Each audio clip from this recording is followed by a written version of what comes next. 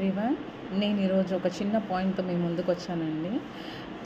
In జనరల్గా మన స్నేహితుడే కానివ్వండి, మన రిలేటివ్స్ కానివ్వండి, ఎవరైనా సరే మనకు తెలిసిన వాళ్ళు పైకి ఎదుగుతున్నారంటే మనలోని ఈర్ష్య అనేది మొదలవుతుంది.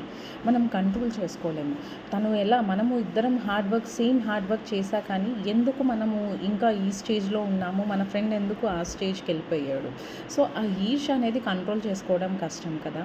సో దట్ మీరు డైలీ లైఫ్లో పర్ డే ఒక 10 to 15 minutes కేటాయించండి ఈ బుక్ చదవటానికి. ఈ బుక్ నేమ్ వచ్చేసి ఎ పాజిటివ్ థింకింగ్ అండి.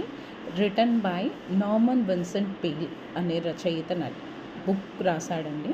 సో ఈ బుక్లోని నీకేంటి చదివితే లాభాలంటే, సో మీకు how to handle the situations అనేది క్లియర్గా అర్థమవుతుంది.